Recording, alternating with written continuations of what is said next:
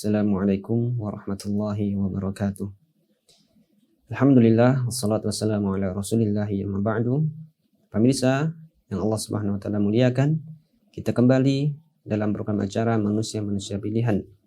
Manusia-manusia yang Allah subhanahu wa ta'ala utus, manusia yang Allah subhanahu wa ta'ala pilih untuk menjadi teladan bagi kaum muslimin yang datang setelahnya.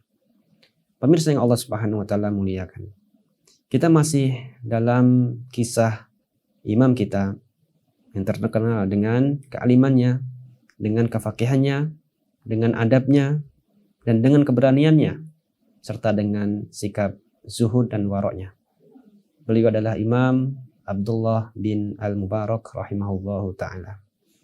Pemirsa yang Allah subhanahu wa ta'ala muliakan, kita akan mencerahkan tentang beberapa sisi dari beliau, tentang sikap zuhud beliau, tentang sikap warok beliau, tentang adab beliau, dan kita juga akan membicarakan tentang keberanian beliau dalam berjihad di jalan Allah subhanahu wa ta'ala.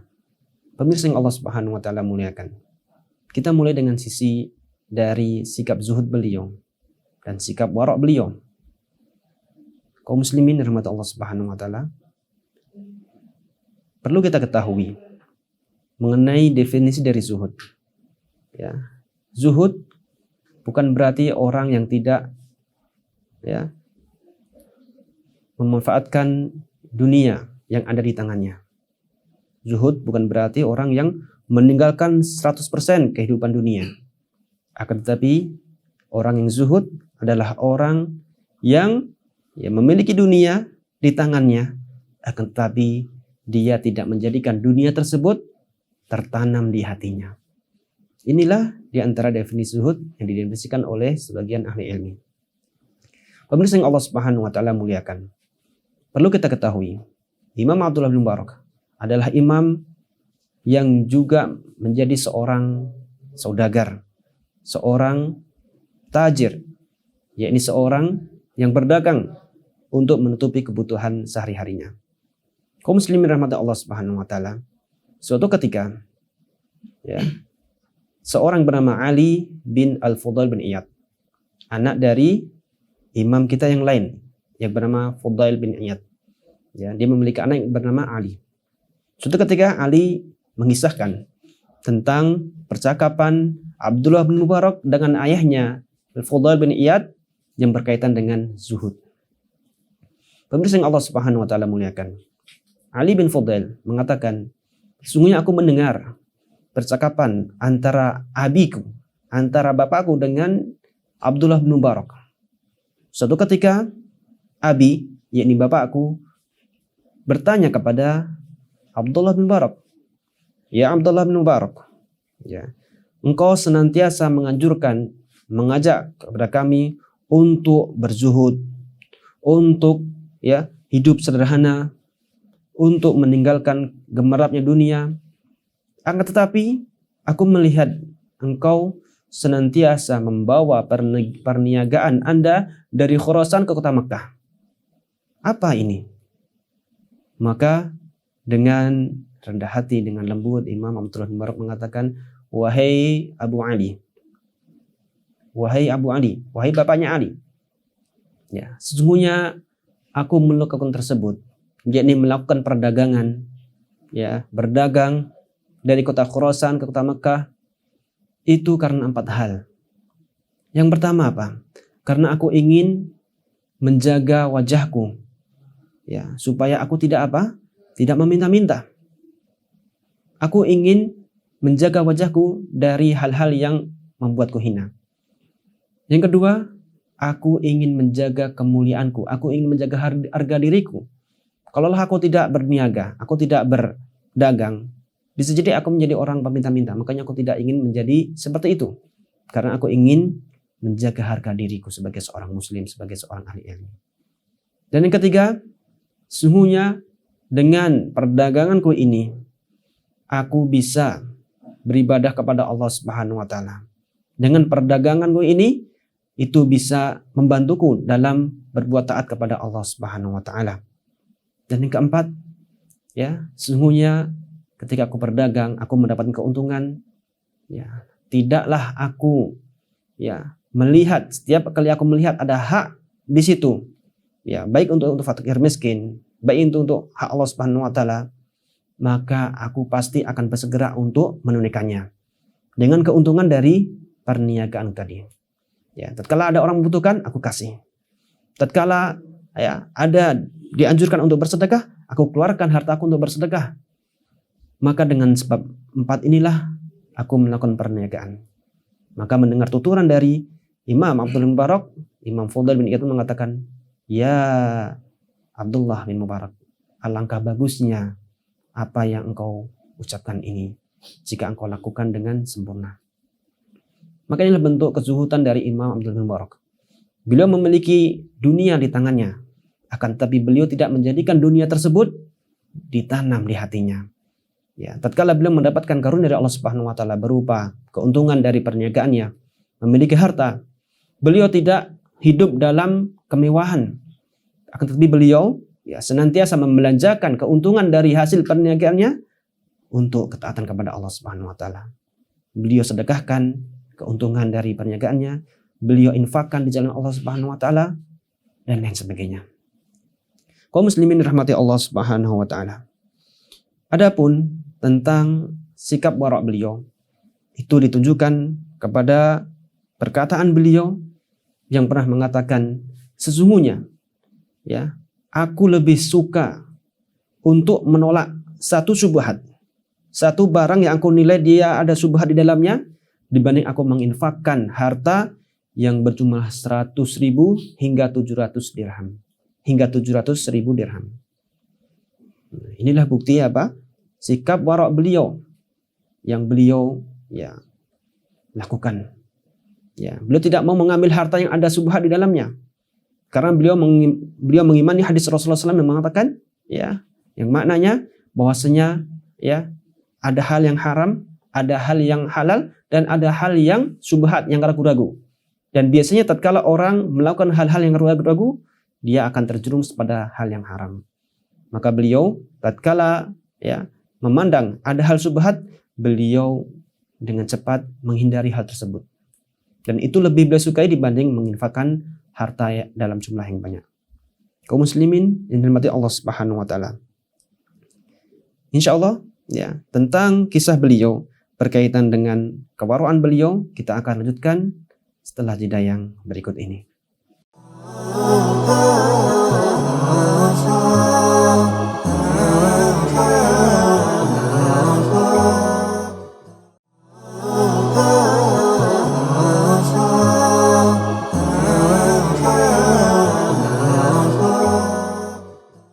Bismillah, alhamdulillah, wassalatu wassalamu ala rasulillah wa ba'du.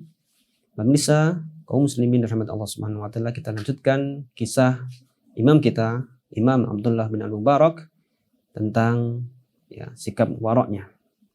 Pemirsa yang Allah Subhanahu wa taala muliakan, di antara sikap warak beliau yang menunjukkan tentang bahwasanya beliau adalah memang benar-benar orang yang berilmu, orang yang senantiasa menjaga harga dirinya, orang yang senantiasa menjaga kehormatannya, adalah di antara kisah yang dikisahkan oleh sebagian ulama bahwasanya beliau pernah meminjam pena untuk menulis hadis di kota Syam, di negeri Syam. Beliau dari Khurasan, akan tapi beliau melakukan perjalanan ke negeri Syam untuk mencari hadis, untuk menimba ilmu di sana.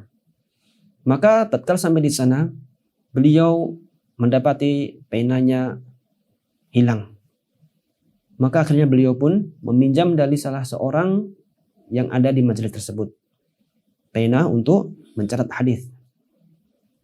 Maka tatkala beliau selesai dari mengambil hadis, dari menulis hadis di majelisnya guru yang ada di kota Syam tersebut, beliau akhirnya pulang ke kota Khurasan. Tatkala sampai ke Khurasan, ternyata beliau dapati pena yang beliau pinjam dari orang yang ada di majelis gurunya di kota Syam masih ada sama beliau. Beliau terbawa, pena tersebut terbawa ke negeri Khurasan, ke kota Khurasan. Maka dengan sikap warak beliau, dengan sikap kehati-hatian beliau, beliau akhirnya melakukan perjalanan ulang dari Khurasan ke negeri Syam hanya untuk mengembalikan pena yang beliau pinjam dari temannya. Maka kaum muslimin rahmatullah subhanahu wa taala, inilah bentuk kehati-hatian beliau. Ya, bahwasanya beliau ya setiap ada perkara yang dia pandang merupakan itu perkara yang tidak baik, maka beliau senantiasa menghindar. Ya.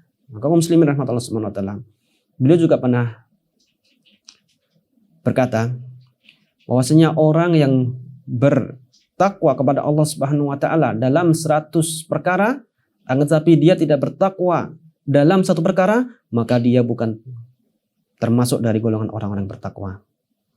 Dan barang siapa yang bersikap wara', bersikap hati-hati dalam 100 perkara, akan tetapi dia tidak berhati-hati dalam satu perkara, maka dia juga tidak masuk dalam golongan orang-orang yang wara'.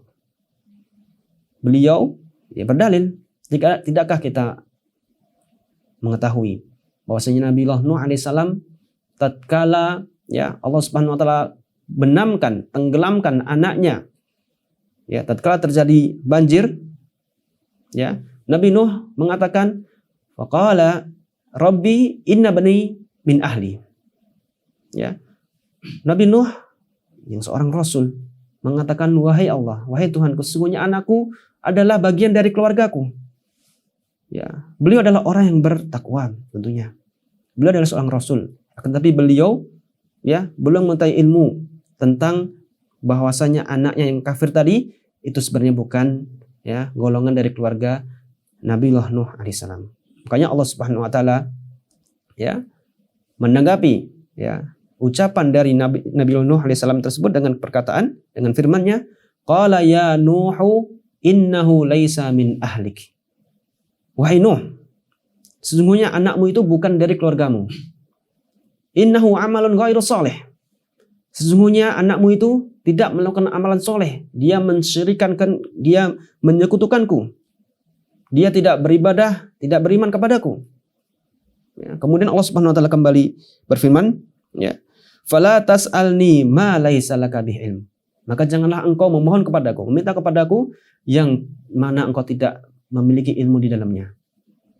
Ya, kemudian Allah Subhanahu wa taala kembali berfirman, inni a'idzuka an takuna minal jahilin. Ya, inni a'idzuka an takuna minal jahilin. Sungguh aku menasihatimu ya Nuh, janganlah engkau menjadi orang-orang yang jahil, orang-orang yang bodoh.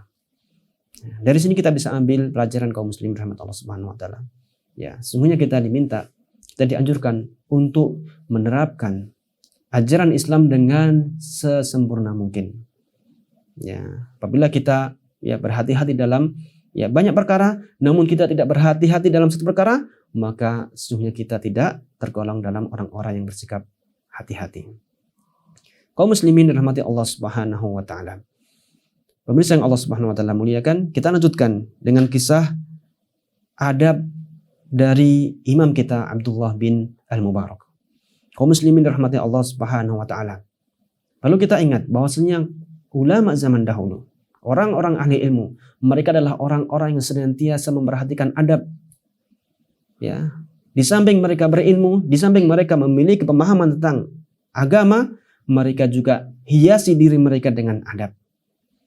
Makanya, ya, Imam Abdullah bin Mubarak, beliau juga dikenal dengan orang yang senantiasa memperhatikan adab, orang yang senantiasa menghiasi dirinya dengan adab, dengan akhlak, dan dengan perilaku yang terpuji.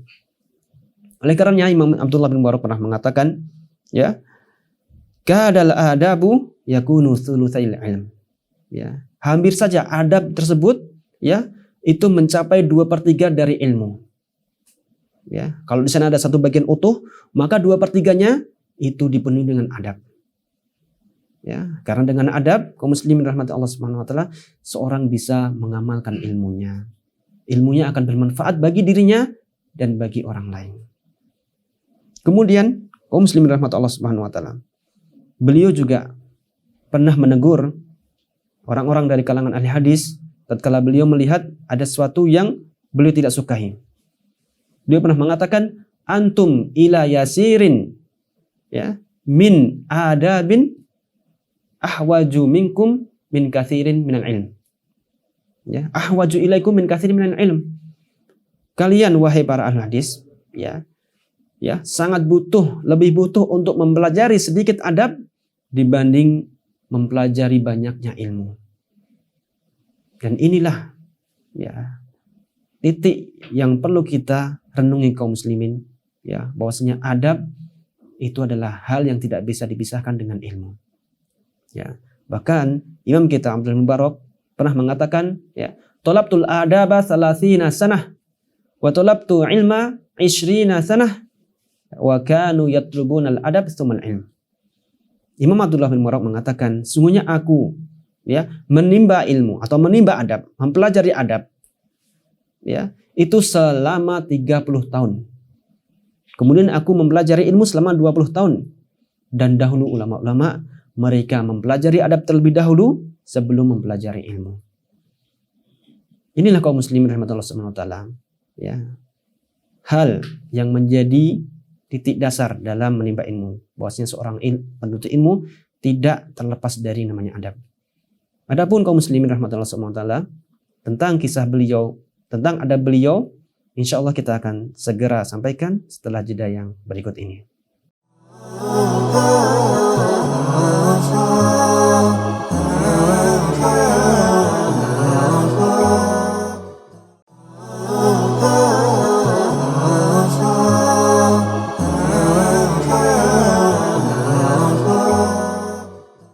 Bismillah, alhamdulillah, wassalatu wassalamu ala rasulillahi wa ba'du. Pemirsa yang Allah subhanahu wa ta'ala muliakan, kita lanjutkan tentang kisah dari sikap atau dari adab imam kita Abdullah bin al-Mubarak. Pemirsa yang Allah subhanahu wa ta'ala muliakan, dikisahkan bahwasanya suatu ketika Imam Abdullah bin Mubarak pergi mengunjungi kawannya yang bernama Muhammad bin Zaid. Ya. Tatkala itu beliau mengunjungi yakni mengunjungi Muhammad bin Zaid di majelisnya, di masjid. Maka tatkala beliau duduk, ya, di majelis Muhammad bin Zaid, ya, beliau, ya, mendengarkan hadis yang dia sampaikan hingga akhir dari majelis Muhammad bin Zaid. Maka tatkala majelis dari Muhammad bin Zaid, ya, selesai, murid-murid Muhammad bin Zaid meminta agar kiranya, ya, Imam Muhammad bin Zaid mengizinkan Abdullah bin Mubarak untuk berkenan menyampaikan hadis di hadapan murid-muridnya. Maka, ya, Muhammad bin Zaid pun meminta kepada Abdullah bin Mubarak.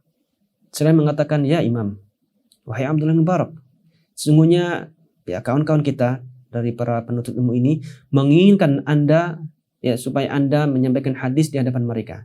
Maka silahkan Anda, ya, duduk di sini dan sampaikan hadis di hadapan mereka. Mendengar, ya, ucapan dari Imam Muhammad bin Zaid, Abdullah bin Mubarak mengatakan, wahai akhi, ya, nggak mungkin aku menyampaikan hadis sedangkan engkau ada di sini. Sesungguhnya aku datang ke sini untuk menimba ilmu darimu. Nggak mungkin aku menyampaikan hadis di majelismu. Maka mendengar ucapan dari Abdullah bin Mubarak, ya, Muhammad bin Zaid bersumpah kepada Allah Subhanahu wa taala, demi Allah, wahai akhi, ya, engkau harus menyampaikan hadis, engkau harus menyampaikan ilmumu di majelisku ini.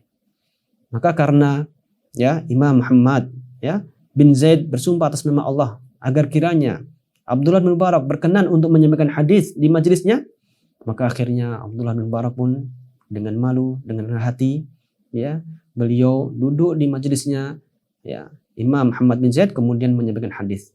Namun kaum muslimin rahmat Allah Subhanahu wa taala, yang diingat di sini, tatkala beliau menyampaikan hadis, beliau tidaklah membawakan hadis, ya, dari riwayat beliau dari syekhnya yang lain. Akan tetapi beliau meriwayatkan hadis dari Muhammad bin Zaid. Jadi hadis-hadis, ya, hadis-hadis yang diambil dari Muhammad bin Zaid, beliau sampaikan di hadapan murid-muridnya Muhammad bin Zaid. Kaum muslimin rahmatullah Allah Subhanahu wa taala. Tentunya ini merupakan adab yang sangat luar biasa yang dilakukan, ya, yang diterapkan oleh imam kita Abdullah bin Mubarak. Beliau tidak ingin, ya, menunjukkan seolah-olah beliau lebih alim dibanding Muhammad bin Zaid. Ya, beliau tidak ingin menampakkan beliau lebih berilmu dibanding Muhammad bin Zaid. Ya, makanya beliau apa yang lakukan? Beliau meriwayatkan hadis dari hadis-hadis yang beliau ambil dari Muhammad bin Zaid, kemudian beliau bacakan di hadapan murid-muridnya. Masya Allah, subhanallah. Sungguh ini adalah merupakan adab yang sangat luar biasa. Kaum muslimin rahmati Allah Subhanahu wa taala. Kemudian di antara adab beliau yang sangat luar biasa adalah tatkala beliau duduk di majelis beliau sendiri, dalam majelis hadisnya, beliau tatkala membacakan hadis, ada salah seorang yang bersin. Akan tetapi beliau tatkala memperhatikan orang tersebut tidak mengucapkan kalimat alhamdulillah, tentunya sunnah bagi orang bersin mengucapkan kalimat alhamdulillah supaya didoakan bagi orang yang mendengarnya. Maka tatkala beliau memperhatikan orang yang bersin di majelisnya tidak mengucapkan kalimat alhamdulillah, beliau dengan santun mengatakan kepada orang yang bersin tadi, wahai saudaraku, kalau ada orang bersin, biasanya apa yang diucapkan? Maka orang bersin tadi mengucapkan alhamdulillah ya imam. Maka tatkala mendengar jawaban dari muridnya tadi, Abdullah bin Mubarak kemudian mendoakan yarhamukallah. Kemudian muridnya tadi dengan tersipu mulu mengucapkan yahdikumullah wa yuslihu balakum. Inilah pemandangan yang sangat luar biasa yang ditunjukkan kepada kita oleh imam kita Abdullah bin Mubarak. Beliau ingin menegur tetapi dengan cara yang paling halus. Kaum muslimin rahmati Allah Subhanahu wa taala. Inilah kisah tentang adab beliau yang beliau tampakkan baik di majelis gurunya maupun di majelisnya sendiri. Kaum muslimin rahmati Allah Subhanahu wa taala. Beliau juga memiliki kisah tentang kedermawanan beliau, kemurahan hati beliau dalam memberikan bantuan kepada orang yang membutuhkan. Suatu ketika kaum muslimin rahmati Allah Subhanahu wa taala, ada seorang yang berhutang kepada orang lain dengan jumlah 700 dirham. Kemudian beliau meminta imam kita Abdullah bin Mubarak untuk membantunya untuk melunasi hutang tersebut. Maka beliau mengirimkan uang 7.000 dirham untuk membantu orang tersebut. Bayangkan yang dibutuhkan hanya 700 dirham, akan tapi beliau melebihkan hingga berkali-kali lipat, yakni 7.000 dirham. Kaum muslimin rahmati Allah Subhanahu wa taala. Kemudian kita akan sedikit membicarakan tentang sisi keberanian beliau dalam berjihad di jalan Allah Subhanahu wa taala. Beliau di samping orang yang alim, di samping ahli hadis, di samping orang yang faqih, orang yang beradab, beliau juga orang pemberani, orang yang berjihad di jalan Allah Subhanahu wa taala. Beliau adalah seorang mujahid. Dikisahkan oleh seorang bernama Al-Marwazi, bahwasanya beliau mengatakan, dahulu aku bersama Abdullah bin Mubarak dalam satu pasukan perang. Kemudian kami tiba-tiba berhadapan dengan pasukan musuh dari kalangan bangsa Romawi. Maka tiba-tiba musuh mengajak berduel. Lantas tidak selang berapa lama ada seorang muslim, ada seorang mujahidin yang menanggapi tantangan dia. Namun dia dikalahkan oleh musuhnya. Hingga akhirnya kaum kafir tersebut, yakni musuhnya tersebut, menantang kembali pihak dari kaum muslimin. Hingga keluarlah satu orang lagi dari kaum muslimin untuk menangkapinya. Akan tetapi kaum atau orang kafir tersebut, musuh tersebut masih bisa membunuh kaum muslimin.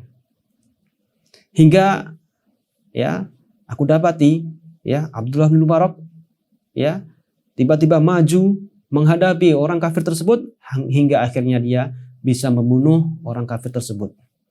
Kemudian setelah membunuhnya, Abdullah bin Mubarak kembali kepada barisan pada pasukan kaum muslimin. Kemudian aku dapati beliau menyembunyikan diri agar kiranya tidak dilihat bahwasanya yang melakukan pembunuhan kepada orang kafir tersebut adalah beliau. Beliau tidak ingin dipuja bahwasanya dia adalah orang pemberani. Beliau tidak ingin dinilai orang yang gagah perkasa dalam medan peperangan. Beliau senantiasa menyembunyikan identitas diri di hadapan kaum muslimin. Agar kiranya amal yang dia lakukan itu nilai ibadah dan ikhlas untuk mencari ridha Allah Subhanahu wa taala. Kaum muslimin rahmati Allah Subhanahu wa taala. Inilah di antara kisah dari imam kita Abdullah bin Mubarak. Kisah yang sangat menakjubkan, kisah yang diharapkan bagi kita untuk bisa meneladaninya dan mencontoh dari apa yang dilakukan, apa yang diterapkan oleh imam kita Abdullah bin Mubarak. Kaum muslimin rahmat Allah Subhanahu wa taala, kita lanjutkan dengan kisah ulama yang lain di pertemuan yang akan datang. Kita akhiri dengan doa kafaratul majlis. Subhanakallahumma bihamdika asyhadu an la ilaha illa anta astaghfiruka wa atubu ilaik. Assalamualaikum warahmatullahi wabarakatuh.